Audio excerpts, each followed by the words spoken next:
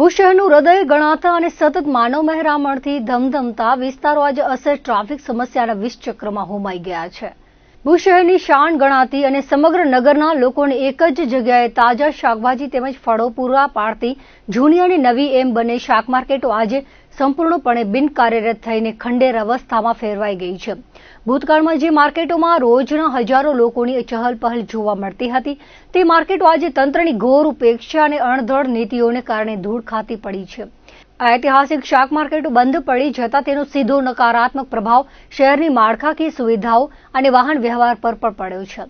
માર્કેટની અંદર જગ્યા હોવા છતાં તેનો ઉપયોગ ન થતા શાકભાજી અને ફળફળાદીનું વેચાણ કરતા નાના મોટા ફેરિયાઓ મજબૂરીવશ કે અનુકૂળતા ખાતર રસ્તાઓ પર જ પોતાના ગલ્લા અને પાથરણા લગાવીને બેસી જવા મજબૂર બન્યા છે। તાજેતરમાં ભુજ નગરપાલિકા દ્વારા વાણિયાવાડ વિસ્તારના રસ્તાઓ પર ઉભા રહેતા ફેરિયાઓને ખુલ્લા ઓપન એર થિયેટરમાં ખસેડવા માટેની એક કાગળ પરની યોજના ઘડી કાઢવામાં આવી હતી। જો કે યોગ્ય આયોજન, પૂર્વ તૈયારીઓ અને ફેરિયાઓ સાથેના સંવાદના અભાવે નગરપાલિકાનો આ પ્રશ્ન ઉકેલવાનો પોકળ પ્રયાસ પણ તદ્દન નિષ્ફળ નીવડ્યો હતો।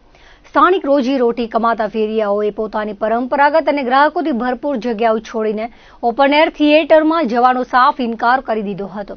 તંત્રના અડધડ અને અસફળ પ્રયોગના કારણે પરિસ્થિતિ સુધારવાને બદલે વધુ વણસી ગઈ છે।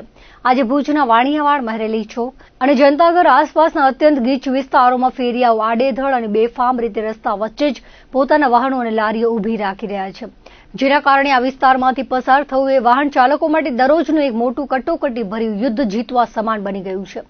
શહેરની બદલાતી જીવનશૈલી અને સમયાંતરે આવેલા ભૌતિક ફેરફારો પણ આ સમસ્યા માટે એટલા જ જવાબદાર છે।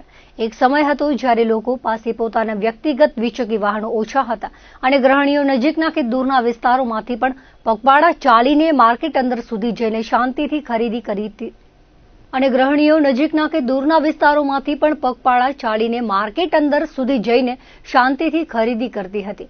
પરંતુ વર્તમાન સમયમાં બદલાયેલી ઝડપી જીવનશૈલીને કારણે મોટાભાગની ગૃહિણીઓ અને નાગરિકો પોતાના ટુ વ્હીલર કે ચાર પૈડાવાળા વાહનો લઈને જ બજારમાં નીકળવાનું પસંદ કરે છે। આવી સ્થિતિમાં જૂની અને નવી બંને શાક માર્કેટની આસપાસ વાહન પાર્કિંગ માટે તલભાર પણ જગ્યા ઉપલબ્ધ નથી। ગ્રાહકો માટે વાહન પાર્ક કરવાની કોઈ સુરક્ષિત કે યોગ્ય વ્યવસ્થા ન હોવાના કારણે તેઓ પણ માર્કેટની અંદર જઈને ખરીદી કરવાનું ટાળી રહ્યા છે। ગ્રાહકોની આ માનસિકતાને પારખીને ફેરિયાઓ પણ હવે માર્કેટની અંદર બેસવાને બદલે મુખ્ય રોડ પર જ ગોઠવાઈ ગયા છે, જેથી વાહન પરથી ઉતર્યા વિના જ લોકો ખરીદી કરી લે, પણ આ ચક્કરમાં મુખ્ય માર્ગો સાંકડા પટ્ટી જેવા બની ગયા છે।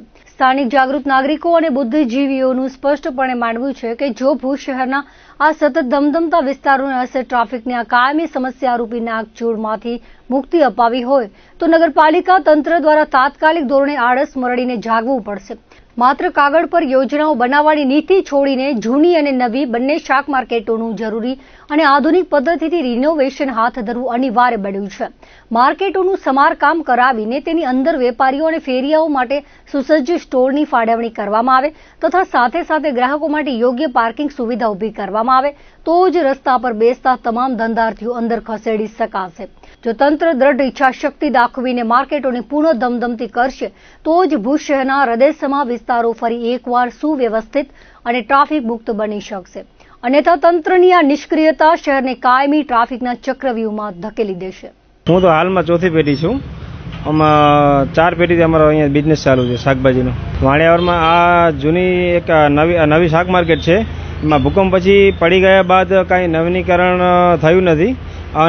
અવારનવાર જોવા માટે તો બહુ લોકો અહીંયા આવે છે, પણ હજી સુધી એમાં કંઈ સુધારો થયેલો નથી।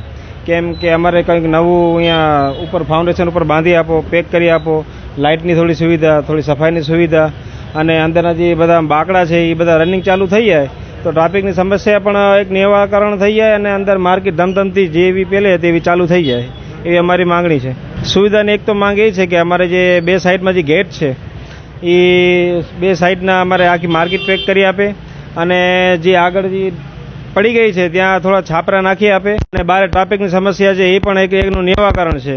માર્કેટમાં શાકભાજીના ભાવ અત્યારે વરસાદના કારણે બારે જે વરસાદનો માહોલ છે એના કારણે થોડાક શાકભાજીના ભાવમાં હરેક વસ્તુના આઈટમ પાછળ 2-5 રૂપિયા કિલો વધી ગયા છે।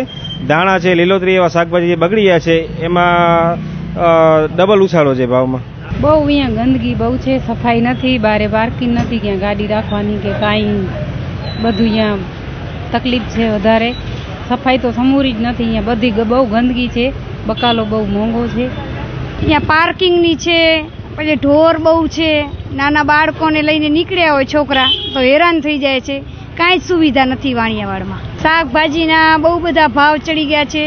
ધાણા ક્યાં તો 20 રૂપિયા અને 30 રૂપિયા મળતા હતા, ત્યારે 200 રૂપિયા થઈ ગયા છે. બહુ ભાવ વધી ગયા છે, એટલે બજેટ ખોરવાઈ ગયું છે.